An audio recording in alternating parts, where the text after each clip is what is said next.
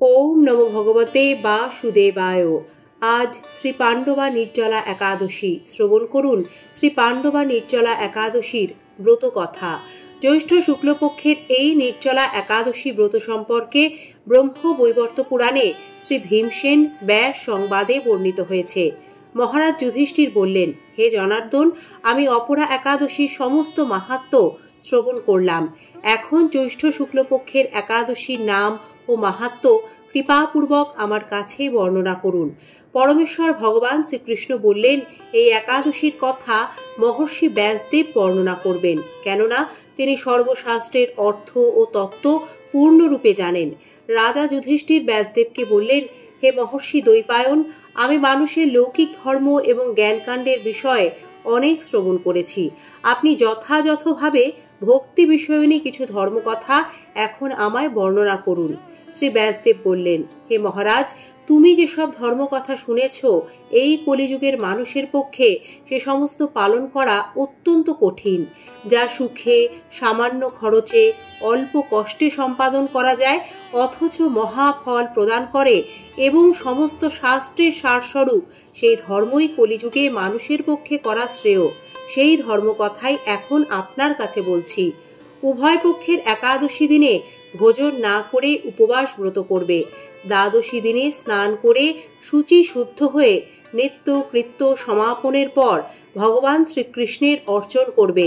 এরপর ব্রাহ্মণদেরকে প্রসাদ ভোজন করাবে। অশৌচাদিতেও এই ব্রত কখনো ত্যাগ করবে না। যে সকল ব্যক্তি স্বর্গে যেতে চায়, তাদের সারা জীবন এই ব্রত পালন করা উচিত। পাপ কর্মে রত ও ধর্মহীন ব্যক্তিরাও যদি এই একাদশী দিনে ভোজন না করে, তবে তারা যম যাতনা থেকে রক্ষা পায়। শ্রী ব্যাসদেবের এসব কথা শুনে গদাধর ভীমসেন অশ্বত্থ পাতার মতো কাঁপতে কাঁপতে বলতে লাগলেন, হে মহাবুদ্ধি পিতামহ, মাতা কুন্তী, স্ত্রী দ্রৌপদী, ভ্রাতা যুধিষ্ঠির, অর্জুন, নকুল ও সহদেব এরা কেউই একাদশীর দিন ভোজন করে না। আমাকেও অন্ন গ্রহণ করতে তারা নিষেধ করে, কিন্তু দুঃসহ ক্ষুধা যন্ত্রণার জন্য আমি উপবাস করতে পারি না। ভীমসেনের এরকম কথায় ব্যাসদেব বলতে লাগলেন, যদি স্বর্গাদি দিব্য ধাম লাভে তোমার একান্ত ইচ্ছা থাকে, তবে উভয় পক্ষের একাদশীতে ভোজন করবে না। তদুত্তরে ভীমসেন বললেন, আমার নিবেদন এই যে, উপবাস তো দূরের কথা, দিনে একবার ভোজন না করেও থাকা আমার পক্ষে অসম্ভব, কারণ আমার উদরে বৃক নামক অগ্নি রয়েছে। ভোজন না করলে কিছুতেই সে শান্ত হয় না। তাই প্রতিটি একাদশী পালনে আমি একেবারেই অপারগ। হে মহর্ষি, বছরে একটি মাত্র একাদশী পালন করে যাতে আমি দিব্য ধাম লাভ করতে পারি, এরকম কোনো একাদশীর কথা আমাকে নিশ্চয় করে বলুন। তখন ব্যাসদেব বললেন, জ্যৈষ্ঠ মাসের শুক্লপক্ষের একাদশী তিথিতে জল পান পর্যন্ত না করে সম্পূর্ণ উপবাস থাকবে, তবে আচমনে দোষ হবে না। ওই দিন অন্নাদি গ্রহণ করলে ব্রত ভঙ্গ হয়। একাদশীর দিন সূর্যোদয় থেকে দ্বাদশীর দিন সূর্যাস্ত পর্যন্ত জলপান বর্জন করলে অনায়াসে 12টি একাদশীর ফল লাভ হয়। বছরের অন্যান্য একাদশী পালনে অজান্তে যদি কখনো ব্রত ভঙ্গ হয়ে যায়, তাহলে এই একটি মাত্র একাদশী পালনে সেই সব দোষ দূর হয়। দ্বাদশী দিনে ব্রহ্ম মুহূর্তে স্নানাদি কার্য সমাপ্ত করে শ্রী হরির পূজা করবে।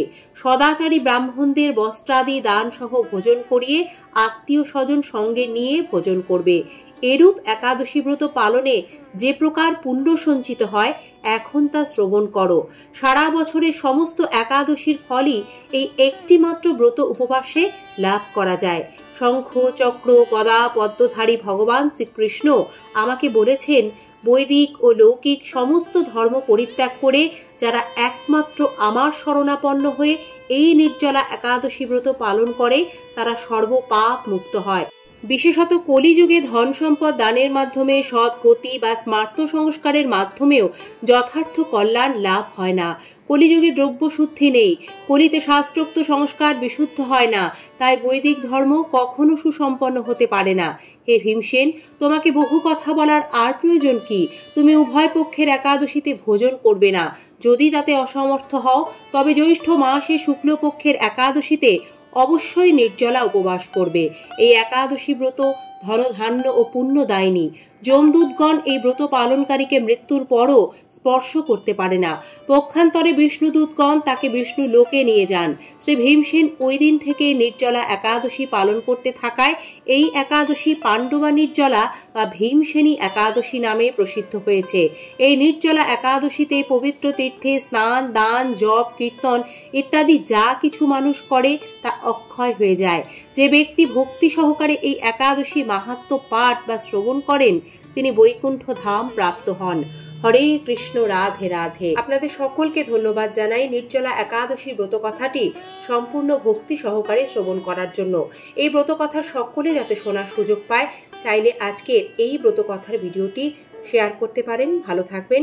নিয়মিত এই ধরনের ভিডিও দেখতে আমাদের সাথে থাকবেন। আজ এই পর্যন্তই। আবারও দেখা হবে আগামী পর্বে।